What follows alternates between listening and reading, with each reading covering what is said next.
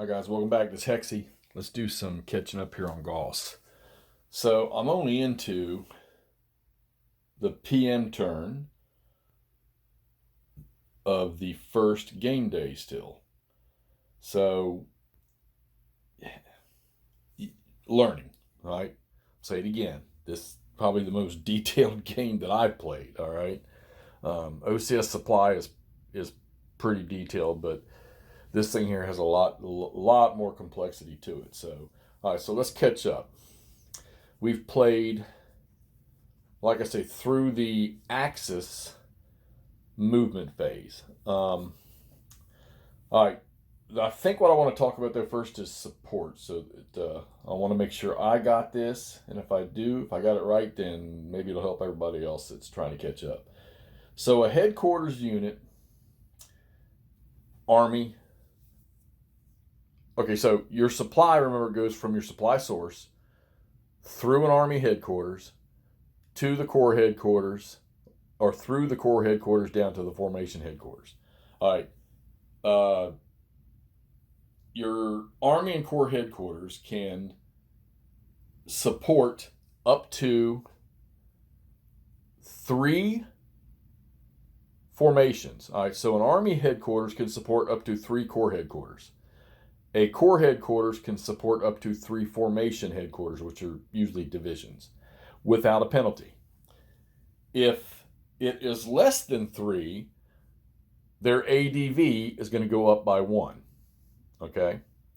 Which is good, because your ADV determines the number of ground or prepared assaults and your tactical assaults. So for each ADV that a formation has, they can do 1 prepared assault or 2 tactical assaults, okay? And that is, so if your Corps headquarters has an ADV of 4, all the subordinate formations to that headquarters that are supported can do either 4 prepared assaults, or they can do 8 tactical assaults, or any combination thereof, okay? So it's either 1 prepared assault or 2 tactical assaults, all right? Now, in this case here, with support, the Americans are okay. So 7th Corps has 3 formations, all right? So he's not getting any pluses to his ADV. He's got 3rd Armored, 9th Infantry, and 1st Infantry.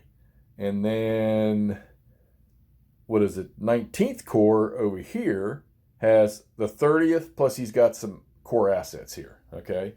So it's kind of like having 2 separate formations, except for these guys draw straight from the Corps headquarters, and 30th Infantry draws from their headquarters, and then that headquarters traces back to that Corps headquarters. Don't have any supply issues yet for anybody. Do got 1 German unit that's sort of trapped right, well, he's not trapped, but he could only move to there, all right? It's interesting with the movement in this thing for zones of control. It's not like a lot of games where you simply hit a zone of control and you stop. All right, this one here has things for like movement, covering terrain, observation covering terrain, or however they say it, MCT and OCT. And if you move into a unit or adjacent to a unit or zone of control of a unit and you're not an MCT, the odds are you're going to stop, okay? If it's an MCT, you can literally move right by it. That's my understanding. Now, maybe there's something a little deeper I need to look. All right, so I'm going to go back to the sport thing. So let's say that 81st Corps for the Germans, or better yet, let's get here. Yeah. All right, so 81st Corps, we're going to say he has 4 subordinate units, all right? Well, since he's got more than 3, he's going to take a penalty and lose 1 ADV. So if he had an ADV of 4, he would now be a 3. All right. So that 3 affects everything because it affects your movement, your fire support, and your ground assaults. Okay. So you got to keep that in mind. However, what I did not know, which really hasn't pertained yet because all the attacking is being done with the Americans, is a headquarters can decide not to support a formation. So the 81st Corps could say, hey, I'm not going to support the 176th Infantry Division, but I'm supporting my other 3. All right, that's my comprehension of the rule. There are penalties to being unsupported. I'm not going to sit here and read those to you, so you can read them. Pretty simple. You read them yourself. But so that would affect the unsupported unit. So you got to keep that in mind. Like I say, support. That ADV is what accounts for your fire support, your ground assaults, and the movement. And just to go over that one more time with the movement, if a formation has the ADV of 3, all right, coming from its parent headquarters, then either all units, when we're talking mech, all units can move either 3 movement points, or 3 units can move their full movement allowance. Okay, so you got to, again, once again, the Germans, it's not too bad because really the only mechanized stuff they got is 116th Panzer and 9th Panzer sitting right here. So, and they're all like in this area. All right, so let's catch up with where the game is going. A rule that I missed in the special rules, and somebody pointed it out to me. I want to say it was Thomas Beach. I'm not sure. I have to back check it. If I got the name, if I got the wrong person, my apologies. That the Americans, the Allies, for so many game turns, if they do a prepared assault, or they move more than half their movement allowance, they have to check for fatigue. And on a roll of a 6, 7, or 8, they get a fatigue of 1. And on a 9, they get a fatigue of 2. So I had to backtrack and go through all my attacks and rolling. Sure enough, I had one that was a 2 up here, I think in the 30th Infantry Division. That was a prepared assault. And then I think I had like 6 or 7 that went to fatigue 1. And fatigue 1, you have penalties for that too. Plus in combat, you're going to get some column shifts in the bad direction if you're fatigued. So I went back and fixed all those. And you don't want to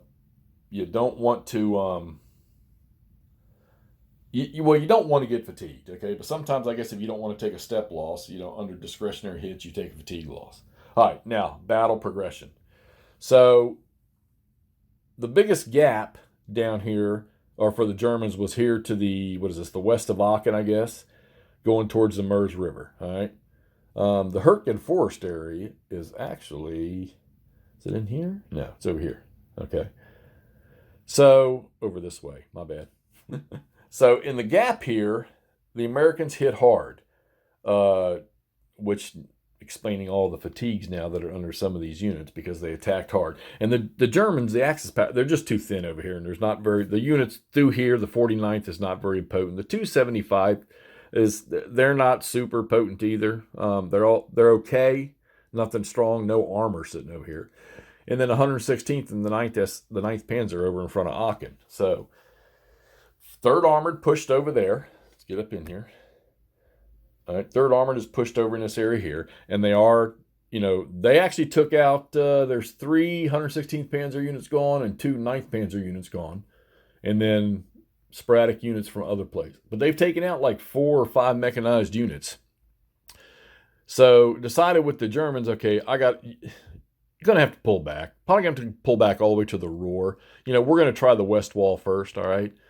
But I got to get some of these units out because they're 1 steps, and I got to hope I can get some replacements on them. Movement with mechanized units using road movement. If they move into a hex with another mechanized unit, it costs, I think it's 1 or 2 movement. I think it's 2 movement points, and then the movement points of the terrain, and then they have to stop right there.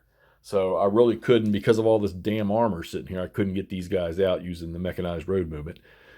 Same with this guy over here. He hit that clear terrain right there.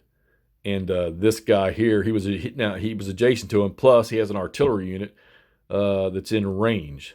So, or somewhere in here, there's an artillery unit in range. So that guy, he took a movement halt. All right. We're starting to break this over here. This guy here took a movement halt. Oh, wait a minute. Sorry. So over here along the Meuse, this guy here, he moved up 1, took a movement halt, but all his buddies they're getting out of there. I got to get them back. There's not enough strength up here.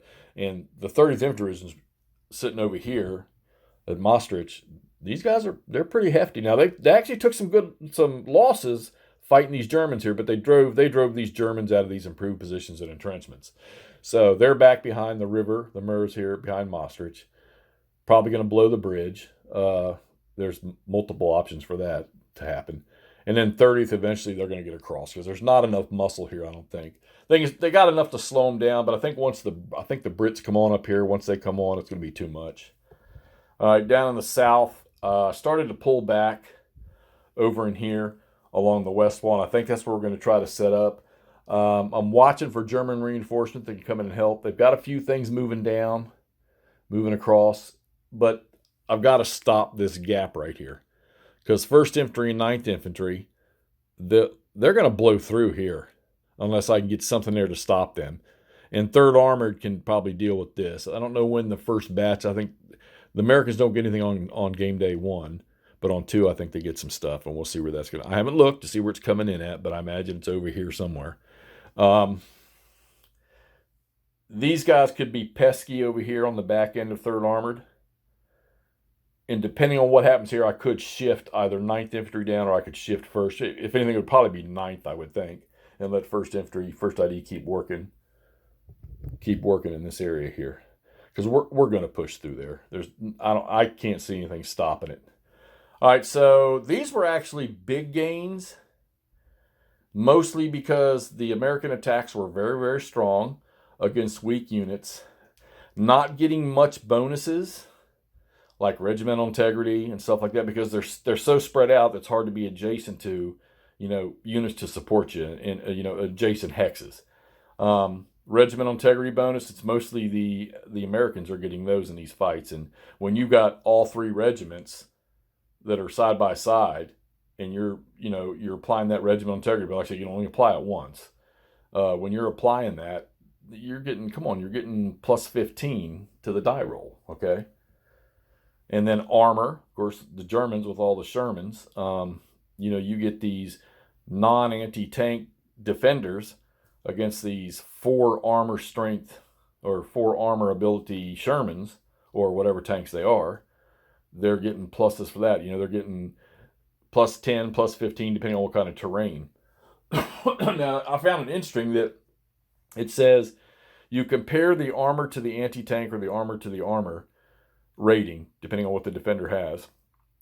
And if they're even, you don't go to the terrain table to see what adjustment the defender gets, the way I'm reading it, okay?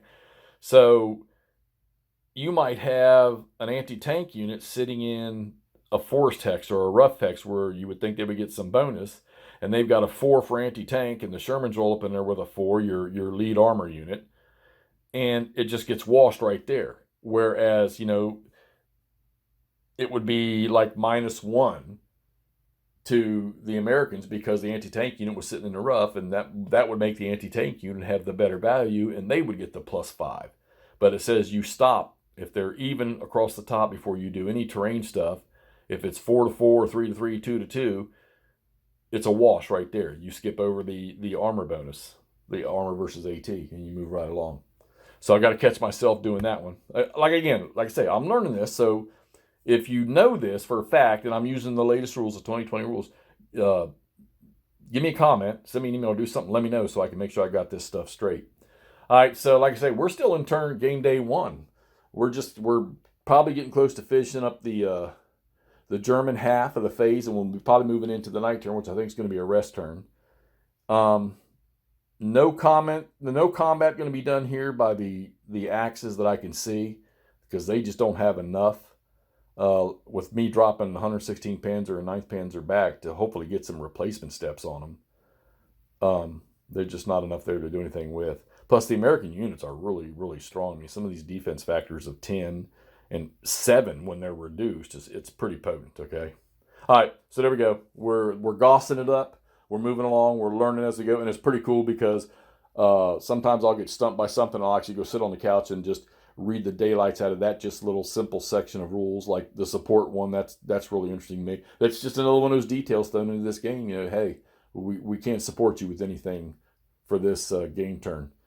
That's you're going to have to tough it out on your own. That's kind of interesting rule. I don't think I've seen that in any other game. All right, GOSS, Hurtgen, Hell's Forest, still in game turn 1. This is Hexy. Let's get this thing posted so y'all can see what's going on. Talk to you soon.